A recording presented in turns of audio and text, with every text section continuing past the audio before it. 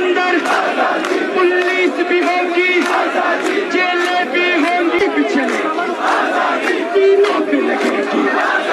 क्या फिर भी कहोगे क्या फिर भी लड़ोगे? जब सोच लिया है फिर कर। اور انہوں نے خود کہا کہ فیملی سے ملایا جائے، اس کے باوجود جب عدالت کے کمرے سے نکالا جاتا ہے تو پولیس ان کے اوپر کپڑا ڈال رہی ہے۔ کس چیز کے لیے کپڑا ڈال رہی ہے؟ آپ نے وہ سارے سین دیکھے ہوں گے۔ تو میں سمجھتا ہوں کہ اس طرح کا رویہ دباؤ کا، ڈراؤ کا، یہ نہیں چلے گا۔ انہوں نے کیا ہے، وہ خود ایڈمٹ کر رہے ہیں کہ ہاں میں نے بولا ہے، اور کس ریفرنس کے ساتھ بولا ہے وہ بھی بتا رہے ہیں۔ تو میں سمجھتا ہوں کہ اس طرح کے بڑے عہدوں پہ جو لوگ بیٹھے ہوئے ہیں ان کو کم از کم برداشت ہونی چاہیے کہ پاکستان کے شہری جو رائے رکھتے ہیں اس کا اظہار کر سکیں۔ یہ تو آپ لوگوں پر جو ہے ان کی زبانیں بند کرنا چاہتے ہو۔ اگر آپ طاقت میں ہو تو کیا آپ پہ کوئی تنقید نہیں کر سکتا؟ کیوں نہیں کر سکتا؟ حضرت عمر رضی اللہ تعالیٰ عنہ پر تنقید ہوئی، سب کے سامنے ان سے پوچھا گیا کہ کہاں سے آیا یہ آپ کے پاس؟ آپ کا تو قد لمبا ہے، یہ کپڑے کہاں سے آئے؟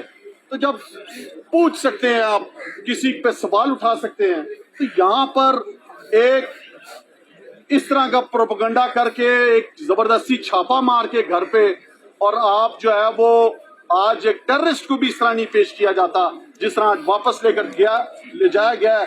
جب انہیں کہا گیا ہے کہ جج صاحب نے خود کہا کہ ہاں فیملی سے ملنے دو، اور اس کے باوجود یہ طریقہ، میں سمجھتا ہوں عوام کے حوصلے پست نہیں کر سکتا۔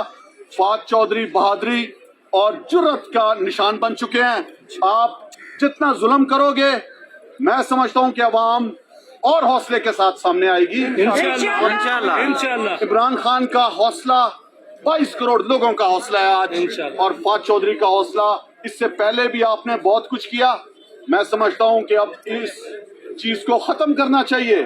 عوام کو آپ نہیں دبا سکتے، اظہار رائے پر آپ پابندی نہیں لگا سکتے، اور اگر آپ کے اندر برداشت ہی نہیں ہے، آپ اتنے بڑے بڑے عہدوں پہ بیٹھے ہوئے ہو اور آپ جو ہے وہ کسی کی بات نہیں سن سکتے، تو میں سمجھتا ہوں کہ یہ سراسر سب سے پہلے تو یہ کیس ہی جو بنایا گیا، یہ کیس بنتا ہی نہیں تھا، اور آج جو حالات پیدا کیے جا رہے ہیں، جس طرح ان کو لے جایا گیا، شرمناک طریقہ تھا۔ پولیس ان پہ چادریں پھینک رہی ہے کہ وہ کسی طرح نظر نہیں آ سکے۔ میں شدید اس کی مذمت